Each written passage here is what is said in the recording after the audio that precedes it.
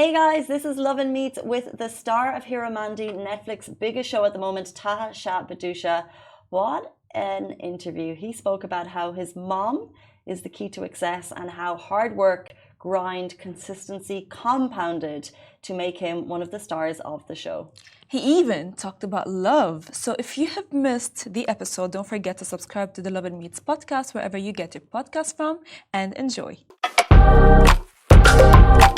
Back to the Lovin Dubai show. Today we are so excited to welcome star of hit Netflix series Heeramandi. He has fans all over the world falling for him. Welcome to the show, Taha Shah Badussha. Thank you so much for being here. Thank you very much. Such an honor to be here. I mean, Dubai is hometown, and this is my first time ever with you guys. Such an honor. Thank you for having me. So great. Thank you for being here. So before the show, we figured that you were born in Abu Dhabi. So if you can give us like a brief of your background and ever since you were born in Abu Dhabi. Well, there's too much of my background. I've been here 20 years. I mean, I lived here. So I was born in Abu Dhabi, and my parents are from here. They're doctors, and my mom's a biochemist. And then we shifted off to Dubai and Sharjah, where I studied in a school called Shoifat. I was a Shoifat teacher. All right, Shoifat teacher. All right. But Shoifat is like super intense, and your parents were biochemists and doctors. Like yeah, no, I mean, I think Shoifat. I mean, as much as it was intense, I feel that it had a lot of great education. Because it kind of it taught you A levels, O levels, all the levels, all the levels, right? So you were always either doing AMSs or you're doing quizzes and tests every week. So it was definitely quite intense, and I wasn't the best student, to be honest. All right, sorry, teacher. All right, but I really tried my best. But to be very honest, I think Dubai has formed me to be the person that I am, and I'm very, very grateful that I was actually born over here because it has a lot of rules and regulations, but when you're growing up, I think it's very important for kids to have rules and regulations. And now that I go back to India, like I never drank until I was like, 22, 23, right? I never even tasted it. And it kind of imbibes those good kind of discipline in you. So I believe that Abu Dhabi and Dubai is really an incredible place to stay. so interesting, and I also agree with the focus for kids. So, kids, if you're listening, do your studies, work hard. You'll become the star of a Netflix show. But if your parents were, I guess, down the medical route, and then you said did you just one day say, "I'm into acting, I want to do it," and how did they respond? They're actually very open-minded, to be very honest, and my mother, she actually when I was actually doing business for about 3 years because I dropped out of university and I was helping her out and I was understanding. But when you're in Dubai, you do real estate, you do construction, that's what you do. And at one point of time, I was trading in steel and cement. And when the financial crisis hit, that's when I realized that I can't deal in money. Right? Money is just not my thing. I need to deal in talent, in creative, in performing arts. So when I decided to go and tell my mom that I wanted to join New York Film Academy, which was opened up in Abu Dhabi, she was like, please go and join it. In fact, it was me who couldn't take the initiative because I was scared. I didn't have the courage to actually step out of my comfort zone. But it was my mom who actually dragged me out of my room from Sharjah and drove to Abu Dhabi and got me registered and then just left me there. I was literally in my pajamas and she's like, I'm going to go back, I'm going to get you your clothes and I'm going to get you your, some food, start your education in acting. But for the first time in my life, when I joined that place, I felt like I belong. I never felt like I belonged either in school or in university or working. In fact, my business, I never felt I belonged, but I finally felt like I belonged with the film industry. What do you think your mom saw that made her drag you out of your bed in your PJs back down to Abu Dhabi? I think it was, if I go back, I think it was my mom's. The films in India are really big, all right? Yeah. Even right now, everybody, there's a kind of like a bug in all of us that we want to be on TV, that we want to be famous, so we want recognition. And I think that was there for my mom, but she didn't have the resources. And her parents at that time, as conservative as they were, they decided not to let her go. So I think it's like a circle of life that when I actually decided to tell her that this is something that I'm maybe passionate about, she completely kind of saw herself in me. And I think that's what actually allowed her to take that initiative where she kind of just pushed me out and she's like, please go and see what you can do. And I'm so glad that today I'm able to make her proud. What a story. It's interesting because like her hard work and your hard work, both of it came together and manifested, and you are the big star for the hit Netflix show Heeramandi, right? Yeah, it is definitely my mom's manifestation. 100%. Yeah. So if you can tell us about like how did it come, you know, that you are now the hit star of the Netflix show, and like did you audition? How was the experience? If you can give us like walk us through. It was quite a, I mean, I've been in the industry for about 14 years now, right? I've been around, I've been making my ways, hustling my way through. But this happened all by chance, to be very honest. I mean, it was me and my friend who kind of almost kind of chased down the casting director for 15 months, just begging her to just give us any role, please. Wow. Right? And when she decided to, she gave me a role for 3 days. It was a 3-day role.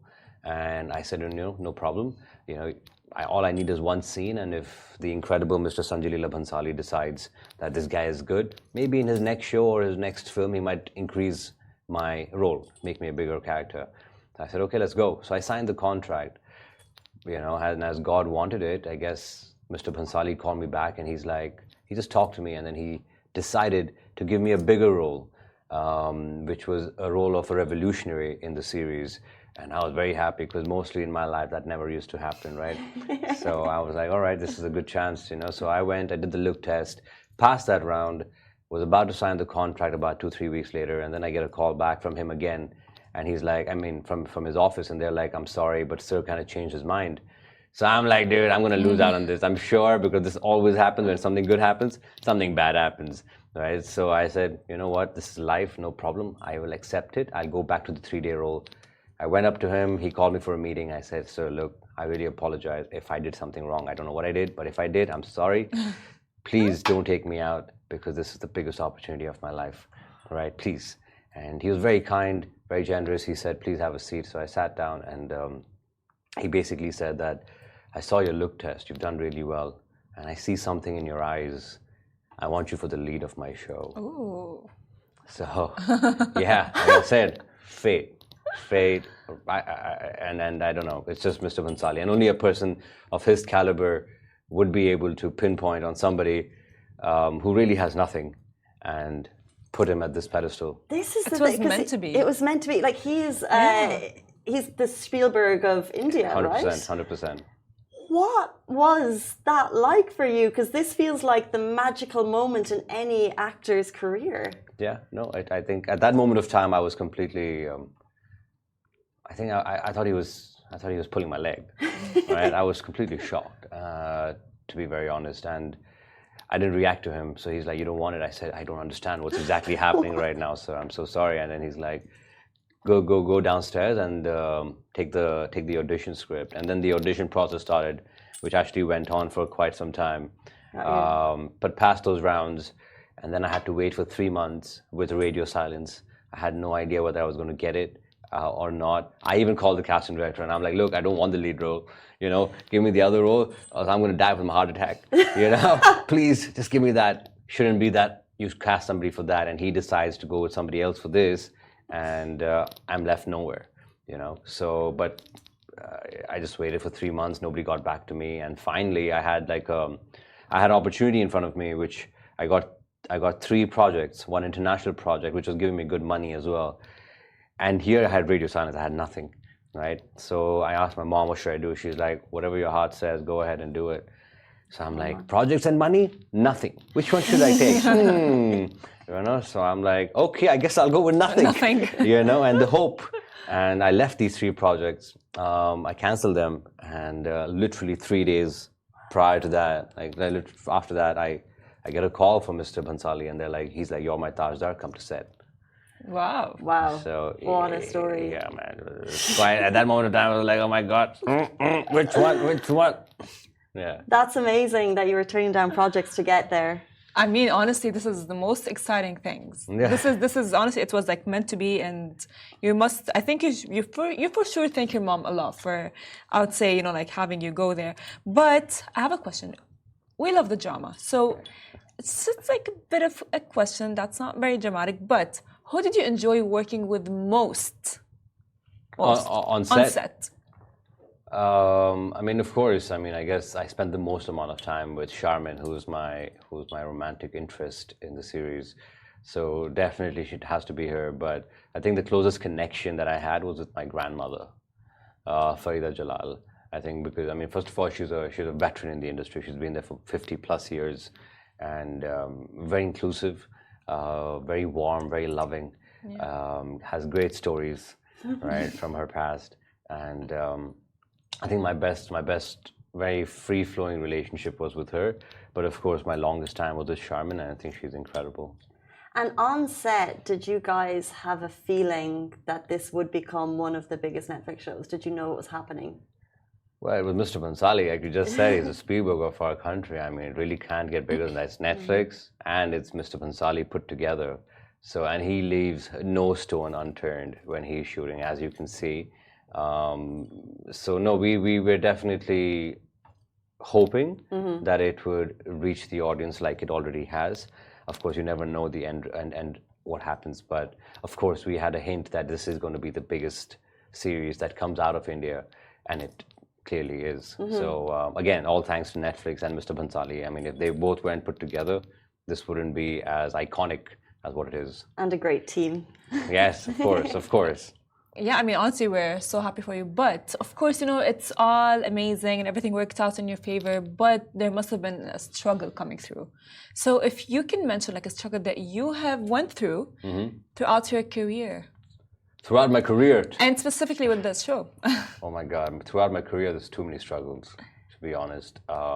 It's the struggles of, first of all, struggles of being a kid from the Gulf and trying to just kind of adapt to being a person from Mumbai, you know, understanding the lingo, understanding the way people behave with each other, understanding how you should be behaving with everyone else. It's a very different scenario, very different environment. Right, so that was my first struggle. The second struggle was to understand. So in UAE, all the films that release over here are top-notch films. They're from the biggest producers, biggest directors, right? So we as audience always get to see the cream, right? When you go there, you understand that the industry is not just that. That's just the tip of the iceberg, right? There's so much more that you don't know, right? You don't understand the trade. You don't understand the terminology. You don't know the people. You don't have relationships, right? So much. Those are all struggles, each individual. Then finally, you also understand that you don't have enough talent, right? And you got to start working on your talent. You might be an okay actress, sure, but our industry demands dance. Our industry, you know, demands action. Our industry demands a lot more skills than just being an actor. So you have to then train in that. Those are your other struggles. Then finally being able to actually get into the right rooms, you know, getting those auditions. You know, many people initially, in my initial years, nobody believed in auditions because it was all about being at the right place at the right time. Somebody sees you and it's like, you're my star. That never happens. That does not happen, right? There are too many people and there's too much competition. So how do you break through that competition is another struggle, right? And then finally you understand there's certain things that you can pick up, there's certain things that you shouldn't pick up if you want to go in a certain direction, right? Not everything's about money, so you got to sacrifice a lot, live a few years or many years, like, you know, that you don't want to, but you have to if you want to reach where you want to reach, right? So there's sacrifices, and not only in work but also sacrifices in the struggles of leaving your friends, not trying to hang out with your friends, not trying to hang out with incredibly beautiful women, right? You have to sacrifice. You got to keep sacrificing all those things and be disciplined and wake up in the morning and kind of hit the dart in the dark, because you never know where it's going to land. You just keep hitting, and one day, in the hopes and in you know, you trust the process that if I keep putting in the effort, it's all going to compound one day, and you are going to get somewhere, right?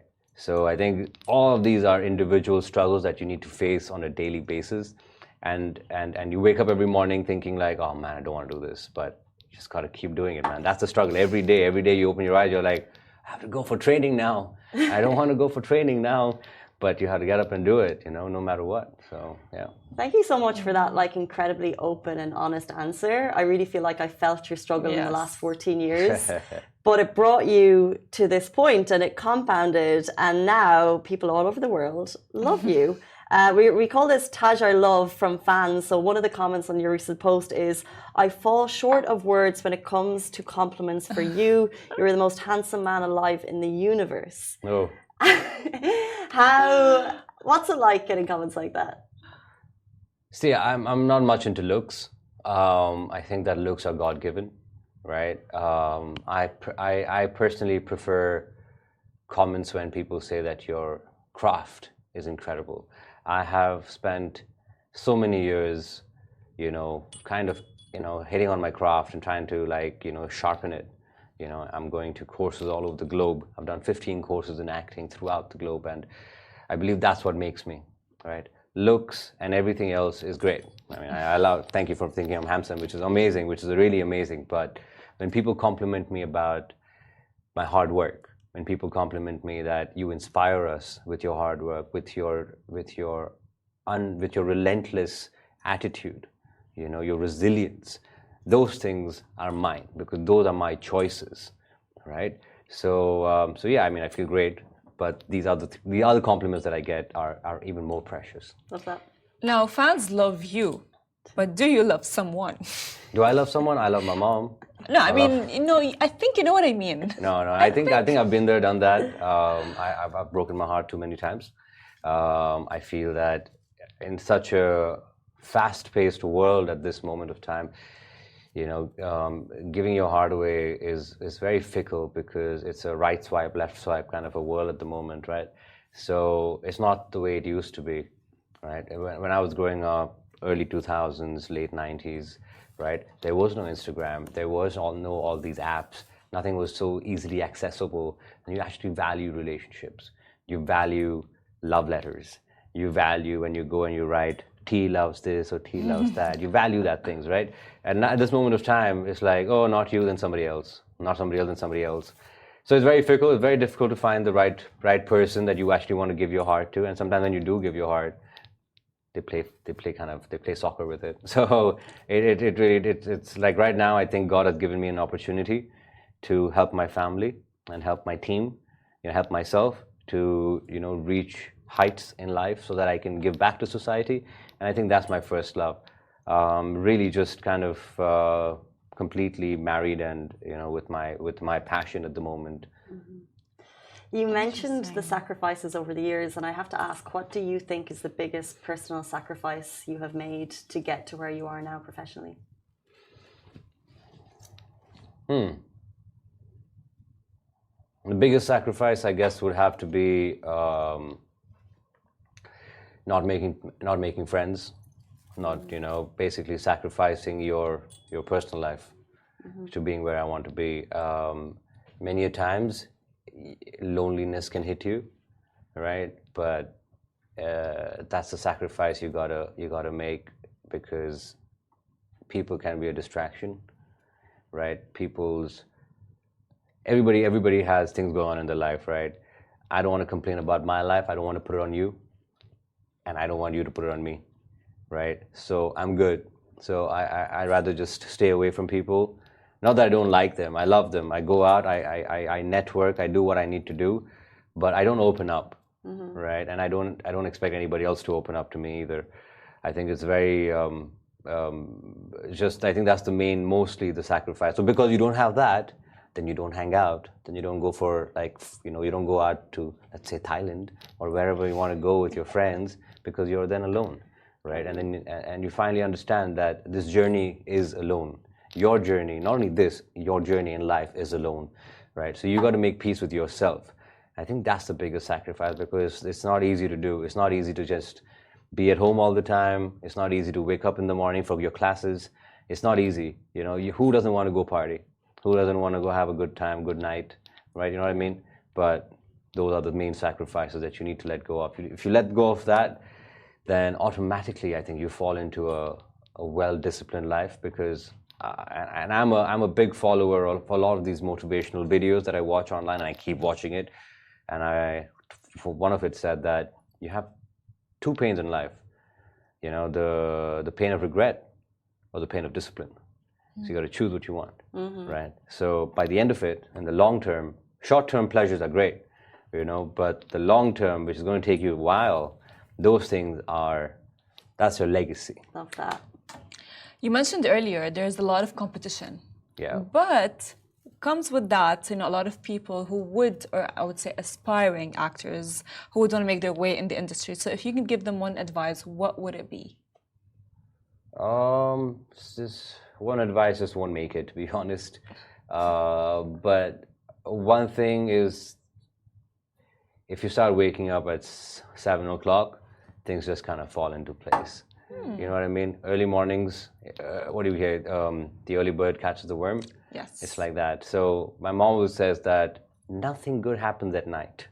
All right? So you better get some rest. Also, if you sleep well, you stay younger for a longer time. You recover faster. So then you don't go out. That means you don't drink. You don't drink. You don't do, you know, you don't do the stuff that's not good for you. You don't eat fast food. You know, all of the things just kind of fall into place if you wake up early. It's like one kind of a secret, you know. And then, of course, when you wake up, you just can't sit at home. I mean, you got to take the actions, of course. But I'm just saying that's one thing that I would recommend is wake up early and start your day. It almost feels like you got 2 days if you wake up at 7. So I swear to God, like sometimes I wake up at like 11. If I ever woke up, I feel like I'm catching up to things, right? But if I wake up at like 6:37, I feel like, this is great. I can do everything that I want and more. You know, I haven't met your mom, but I think I love her. And I have to say thank you. I feel like that interview was so insightful. And for anyone who's just tuning in, please rewatch it later. It'll be on our YouTube for sure. The star of Netflix show, Heeramandi, thank you so much for joining us. We really appreciate it. Thank you. It was such an honor. Thank you for having me. Taha Shah, thank you, Farah, for being here this morning as well. It brings us to the end of the show. We're back with you tomorrow morning, same time, same place. Have a